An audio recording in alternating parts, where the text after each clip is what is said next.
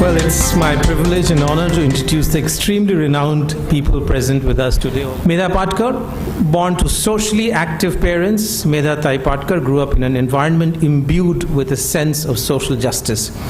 A strong advocate of human rights, she founded various social campaigns on two basic tenets of the Indian Constitution, the right to life and the right to livelihood. She earned an MA in social work from the Tata Institute of Social Sciences in the early 1980s, when this discipline was hardly known.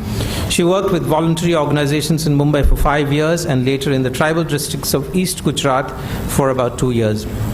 In 1986, she and her supporters organized marches and protests against the Sardar Sarovar project. In that same year, she established Narmada Dharanagrashta Samiti, which in 1989 became Narmada Bachao Andolan. This Andolan has mobilized itself against mindless development since the mid and late 1980s. Medha Thai was a representative to the World Commission on Dams to research the environmental, social and economic impacts of the development of large dams globally. In order to seek justice, she's been filing public interest petitions. One was against Lavasa, along with Anna Hazare, and then against Hiranandani for alleging violations in building luxury flats. She's won the Golden Environment Award in 1991 as well as 92, and has also received many such awards, such as Right Lively Award, Green Ribbon Award, and Best International Political Campaigner by BBC, the Human Rights Defenders Awards from Amnesty International, among many others. Respected Chairman, Sir, Mr. Deepak Parekh, who is known to be best governing corporate banker and financier, and yet with no scam or scandal, I suppose, and because of whom we are here, Dr. Quraishi, the great former Chief Election Commissioner, and not just an author of the book, but who have lived with this largest machine that is humane and democratic over years and decades. And all that is reflected in this great contribution of his towards the electorate of this largest democracy of the world. And Mr. Kabir Bedi, who has already impressed you all, not just as an actor and author, but also a critical social reformer. It's really thankful, thanks to Moneylife Foundation that has brought this occasion to us. And I must say that going through this book, but not yet been able to read word by word, I've certainly found the book as well as the foreword by Gopal Krishna Gandhi very, very interesting and contributing. I wish I could read it before I contested and could go to polls. And it's really a wonder, no doubt, that the Election Commission, the constitutional authority, which requires due recognition, has received one through one of its own major contributor. From TN session to Mr. Quraishi's regime, I think what has changed is, apart from the strictness of the rules to the codes of conduct, the accessibility and approachability that was there during his time was certainly most recognized by the civil society actors, activists, including Mr. Arvind Kejriwal, whom he just mentioned. And therefore, I really should thank him. While appreciating the public sector is not really the mannerism of the day that needs to be done, I always realize that, and that is what has happened, because otherwise this whole commission, with so much of input, so much of efficiency, so much of rules and regulations, and so much of diversity that is there within the country, and yet has to be taken on through inclusive growth that is applicable even to the election as a phenomenon, because the growth of the population and the growing diversity to ethnicity, to casteism and communalism on one hand, and the growth of the money and mafia power on the other, really makes this whole task so much of complex and challenging. And it's no doubt that they have stood to the challenge. And we really are thankful to you all, sir, who have done this. Yet I must say it is left to me to also bring out the critic, because even Mr. Parekh, who could not vote, was so humble, I suppose, that I could not be one. It's certainly the case that the grandiose does not necessarily signify greatness. So whatever great tradition that the Election Commission has carried forward after one Chief Election Commissioner to another, to Mr. Quraishi and beyond, certainly that is appreciable. And yet that greatness, where the perfection was more than appreciated, I think needs to be reviewed again in the present times. As a candidate this time, and for the first time, and I hope it will not be the last time, what we realized, what we experienced really brings to me so many points which I cannot articulate within such a short time given to me. And yet I must say that certainly the 66 lakhs of voters in Maharashtra, having found their names deleted this time in the Lok Sabha election, is also a great wonder. And whosoever names were deleted due to rational and acceptable and legal reasons, we admit that maybe the voters were failing.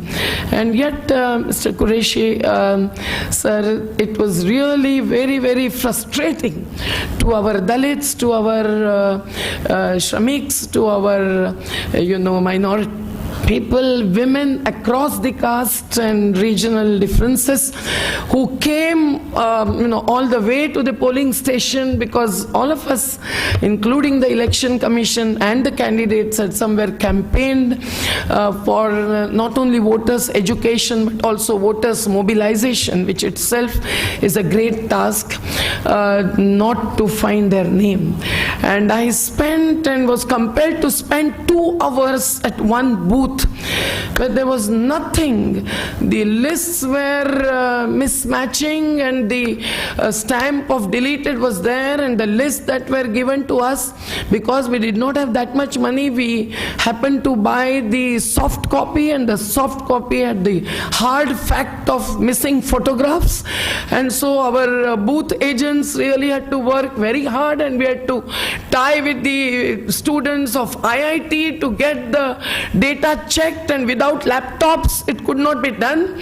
And those who had babies in their laps was not used to laptops, and so on.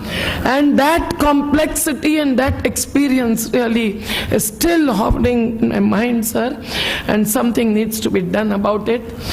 Repolling with hundreds of crores to be spent again is not what we would easily propose, and that is what was avoided when the Aam Admi Party, I must mention them, had to accept the unconditional support of Congress in the public interest. And hence I must say that this whole machine that is also showing the results of some imperfection, which probably has crept into every sector in this country, howsoever democratic we may be or may not be, that needs to be really checked and taken care of. Otherwise, all the faith that you have and we have in this constitutional authority may be tarnished and even lost. most. And hence, I must say that to find Sharad Pawar's name in Baramati and Bandra both, sir, and to find Chhagan Rao Bhujbal's name in Nashik and Lal Bagh both, sir, and not to find any name anywhere of Mr. Deepak Parekh. That, may I say, it is politicization of the corporate culture or corporatization of the public sector, I don't know. But that is it. And instead, once Neela Satyanarayan had said that we have 1.5 times the names in the list of the voters than the population itself, voter population. So there are so many cross references which cannot be found, and if it is the responsibility of voter, the educated at least must be taken to task.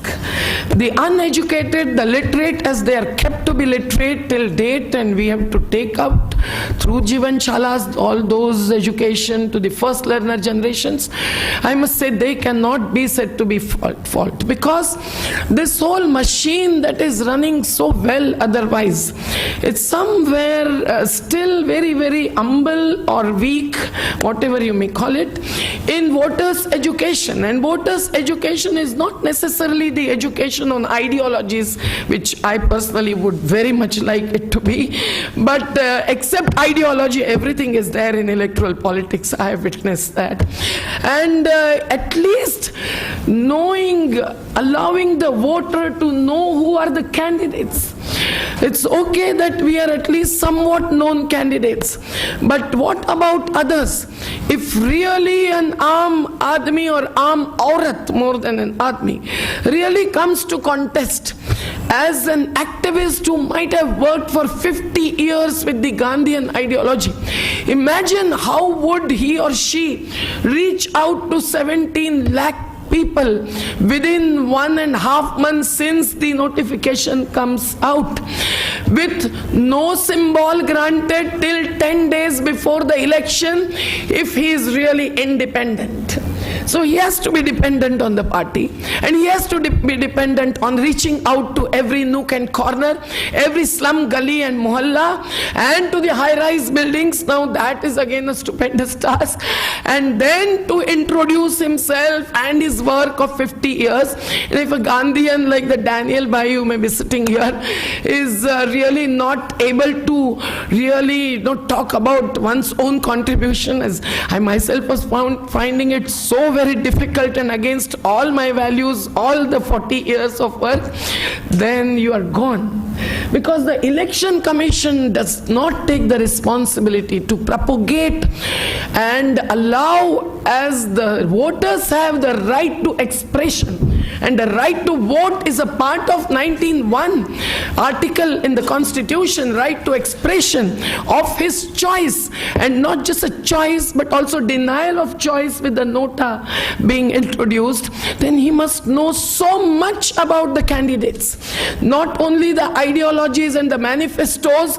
That also should be one of the tasks of the Election Commission to propagate, and I can suggest ways and means through my party and ourselves, but who listens? So since there is an audience here, I will say that let the manifestos be also publicized to the extent possible.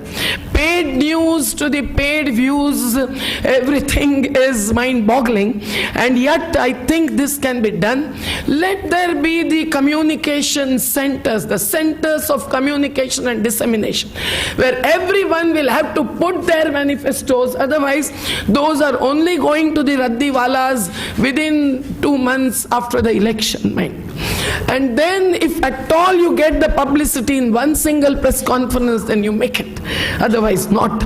Now those manifestos, and apart from that, all the antecedents of the candidates, how would the people really have their democratic choice exercised unless they know everything about the candidates? The property cases, criminal cases, cases, the acquitted or the convicted candidates past, that never comes to the voters when he exercised his votes.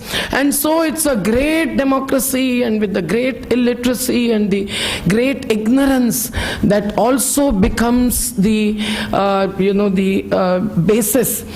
Now, more than that, thanks, Mr. Quraishi, that you have so eloquently have presented all the barriers to this democratic tradition. Those include the coups and the raggings and the booth capturing. Those include the caste crime and criminalism. Those include the communalism to the regionalism. The Bombayites know about it all, and those also include the money and mafia as the basis. I was in Varanasi, and so much is flowing, everything, not just the activists are flowing in, but the money and the huge holdings causing lakhs of rupees, I'm told, and the front page advertisements causing again lakhs or crores of rupees. Everything was out of reach of the candidates like us. And I must vouch and represent all those who really faced us. And since there is code of conduct, there is election commission with all powers under Article 324, to have even the suo motu action and at least the direction to the state to file cases, what remains? Even if one mass meetings out of 5 mass meetings of Mr. Nam-O is not permitted, then there is immediately a protest. When we protest on the issues of life and livelihood, we are seen as anti-national, anti-development, anti-what? So they should at least be seen as anti-constitutional. That is my humble appeal. And hence the commission, I must say, must really take the code of conduct very, very seriously, but not only to watch the watches to decide whether Medha Patkar is talking beyond 10 p.m. at night. And then we have to say, sir, every time after the lecture, after the last speech in the last public meeting, that okay, we follow the Achar Samhita, but we also follow the Vichar Samhita. So please give us 10 extra minutes. Now that should not be the case. That is not the only thing to be monitored. Every time the election commission's camera was, as if we are actresses and not activists or political activists, in standing between the people and us. But then where are the flying squads, and where were they? We witnessed the total absence when the money was flowing during last 2 nights, not even during the daytimes, and those were the nights when there was maximum of load shedding. So the lights were off every 10 minutes, every hour, and the flying squad person was telling me, sir, on the phone at 3 o'clock at night that मेधा जी, मैं बहुत ही हैरान हूँ, मैं कुछ नहीं कर सकता, आप MSCB को फोन करो, आप RO को फोन करो, आप ARO को फोन करो at 3 o'clock at night, beyond midnight. And I did that, but we could not succeed in making any one of them picking up the call. And the flying squad was really flying, but one doesn't know where they landed, because they did not land and they did not catch any of the vehicles whose numbers we were ready to give them. But they said they dared not, because again the commission did not have its own, not army, but at least the adequate police staff. And the local police stations, as they are, we all know, we catch hold of them on custodial deaths and what not. So how can we expect that they would behave when one of the candidates at least is a former so-and-so MP, and even standing MP till that date, and then the police not playing the role. The freebies, we saw the quintals of chandi, silver, being carried in the truck in Madhya Pradesh in the last assembly election. And it was not just sadis of that Lalji Bhai. in Uttar Pradesh, which became a news. Nowadays, this is no news because it is paid. And in any case, they are distributing laptops and they are, vouching for it. They are claiming that they have done great, but maybe the laptops that they are claiming today, they distributed, as one of the parties was doing in Uttar Pradesh, those were maybe distributed during the election campaign of the past election, and so on and so forth. And these freebies are worse than liquor, I must say, because it brings in so much of nasha. और ये नशा बंदी के लिए election commission क्या करेगा sir? ये बहुत ही महत्व का सवाल. You raised it with all your strength and capacity, and I must say that as retired, the former commissioner, chief commissioner, you must take it up along with the civil society participation to the extent possible. Caste and communalism. My God, मैंने ज़्यादा से ज़्यादा मंदिरों को visit किया, मैंने ज़्यादा से ज़्यादा गुरुद्वारों को विजिट किया, सब जगह मत्था टेकने के लिए मैं गई, सब दरगाहों पर गई, सब पीरों पर गई. Every voter population or the section of voter population wants you to do that, and that's not their fault. That is because the caste and the community is still a basis, and that is not a muhalla, that is not a gram, not the village community or the ward community that the constitution talks about in Article 243. It is that communal community that is still taking decisions on whom to vote and whom not to vote, and still that is not reflected necessarily in everyone's case in the composition of representation. After all, election is for representation. The real cause would be served only if the elected ones are not just the crore-patis, but they are also the, what do you call it, like we call the Mahatma, the Aam Admi Patis.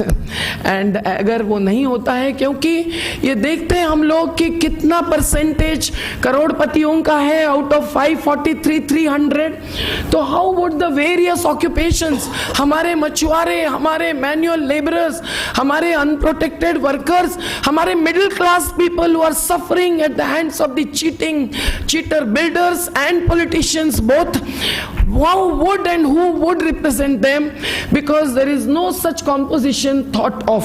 तो मुझे लगता है कि ये सब बातें बहुत ही महत्व की है. कैसे ये सब करेंगे, इसके बारे में हमको बहुत कहने जैसा है, पर मुझे यहाँ टाइम नहीं है, मुझे मालूम है. पर just one or two more points, if you allow. Then we'll hear Mr. Quraishi. Yes, again on this. Yes, surely, I would like. We would like to hear him. So yes, so I'm just closing down.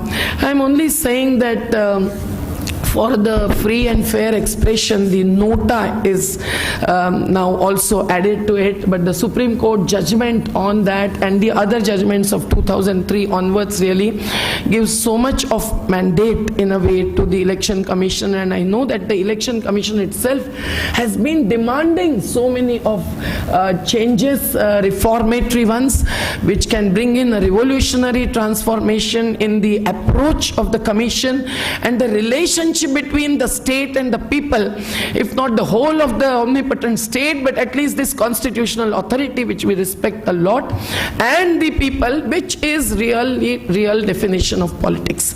And in order to do that, I would really pray that let even the campaigning process be changed, let the rules and regulations be changed. Whether that is there in the other countries or not is immaterial, but India is unique.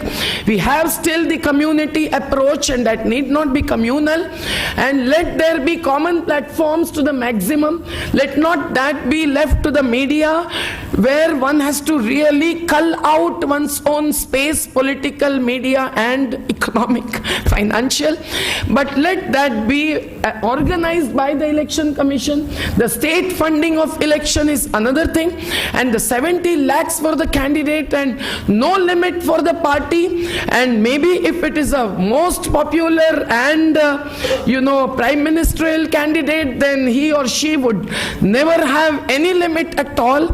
And what is in the name of party and what is in the name of candidate, there is no borderline clear and cut. So it is very necessary really to bring in the level playing field and equity and justice into this process. The party as an institution, certainly we value it, although Anna Hazare and VK Singh said it, VK Singh joined the party, but at least the party is there on the basis of the Representation Act. If that word is not there in the constitution, it is still legal. And yet I think even that institution to perform, let the election commission's role be widened to even look into the democracy within the party. And we have always been for that, sir, as my party is committed to that, if not any other party in the country. And hence I would really like the election commission to be stronger and yet as decentralized as possible in every bit of the process that they carry out. From the surveys where they need a special squads, they cannot hire the contract workers of the contractors of the ruling party as their polling officials, so on and so forth. So much to be said because so much experienced. But I really am thankful that this book will not only go to the researchers but also those who search for a due democratic political space. Thank you very much.